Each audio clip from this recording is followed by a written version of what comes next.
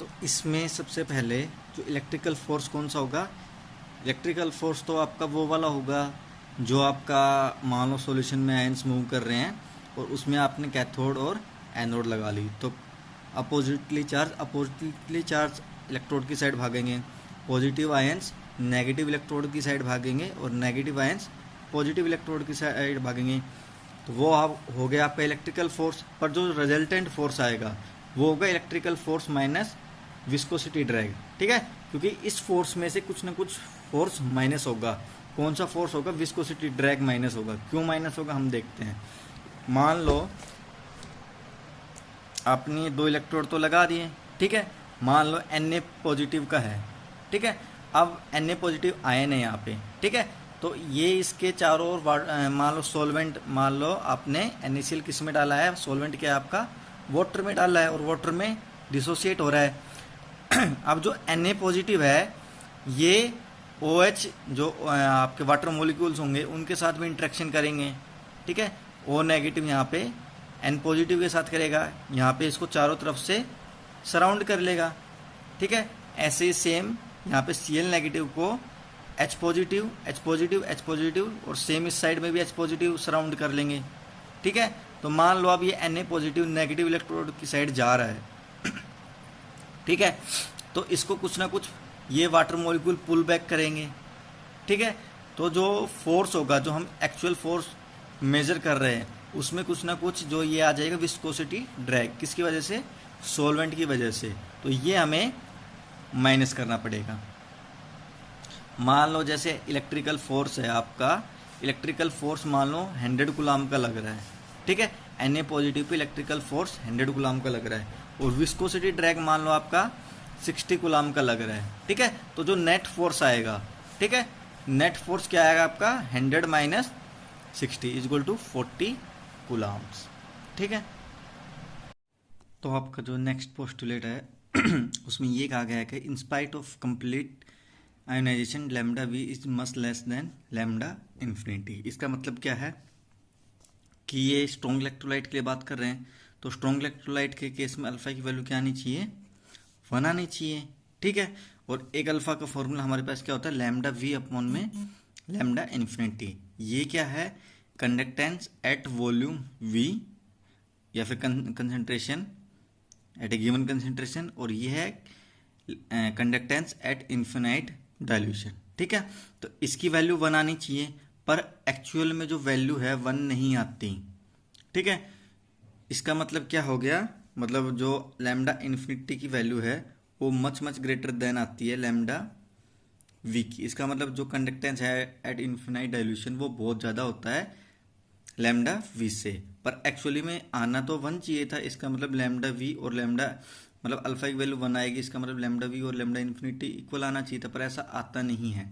इसका मतलब ये है कि जो स्ट्रॉन्ग इलेक्ट्रोलाइट है वो कंप्लीटली डिसोसिएट नहीं हो रहा, ठीक है, या फिर ये फॉर्मूला में गड़बड़ है, ठीक है। नेक्स्ट पोस्टुलेट है the ratio of the lambda V upon lambda infinity does not give degree of dissociation alpha for strong electrolyte. वही कहा गया जो लास्ट में बताया गया है कि जो लैम्डा वी और लैम्डा इन्फिनिटी है वो आपका डिग्री ऑफ डिसोसिएशन का फॉर्मूला नहीं है, ठीक है। ये रेशियो डिग्री ऑफ डिसोसिएशन नहीं बताएगा। जो लैम्डा वी की वैल्यू आएगी वो लोड 2 फैक्टर की वजह से आएगी। एक तो फैक्टर होगा रिलैक्सेशन इफेक्ट और दूसरा होगा आपका इलेक्ट्रोफोरेटिक इफेक्ट। तो सबसे पहले हम रिलैक्सेशन इफेक्ट देखते हैं कि रिलैक्सेशन इफेक्ट क्या होता है।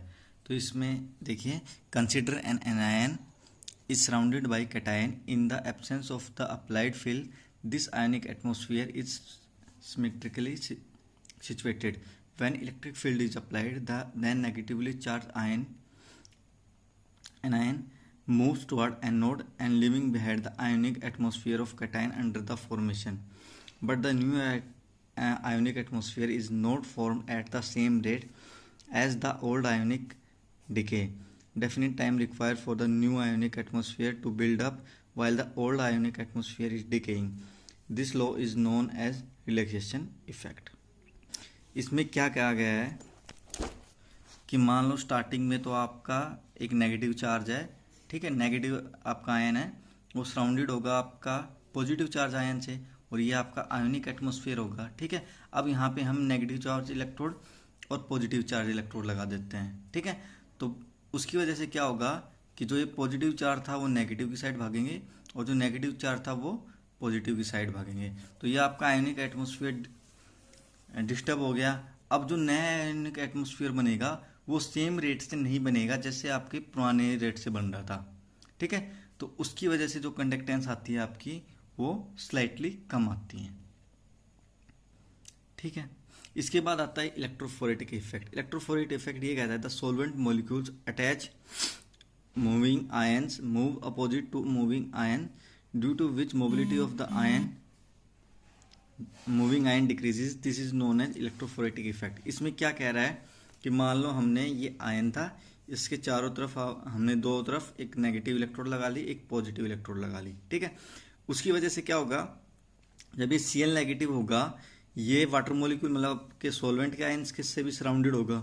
ठीक है, तो इसकी वजह से क्या होगा, इसकी जो मान लो ये पॉजिटिव की साइड मूव करना था और ये मतलब यदि पॉजिटिव होता तो ये नेगेटिव की साइड मूव करता और ये नेगेटिव है तो पॉजिटिव की साइड मूव करना था, पर ये सॉल्वेंट मॉलिक्यूल इसको रोक रहे हैं कहीं ना कहीं।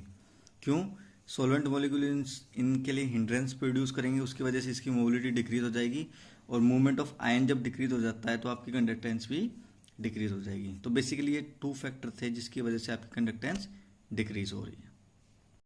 तो जो लास्ट में थी आपकी टी बाई हक्कल ओनसागर इक्वेशन दी थी इन्होंने तीनों ने मिलके। ठीक है, तो वो इक्वेशन क्या थी, lambda V equal to lambda infinity minus 18.4 divided by root D T into eta plus 8.14 into 10 की पावर 5 अपॉन में cube root of D T into 10 lambda infinity into root C. ठीक है, तो इस पूरे को इन्होंने ए कांस्टेंट मान लिया और इस पूरे को इन्होंने बी मान लिया। ठीक है, तो ये इक्वेशन बन गई lambda B equal to lambda infinity minus A plus B lambda infinity into root C. ठीक है, जो ए होगा वो एसिमेट्रिक इफेक्ट को शो करेगा, जो बी होगा वो आपका इलेक्ट्रोफोरेटिक इफेक्ट को शो करेगा। ठीक है, थैंक यू, आई होप आप सबको समझ में आया होगा और चैनल सब्सक्राइब कर लेना ताकि आपको आगे की अपडेट मिल सके।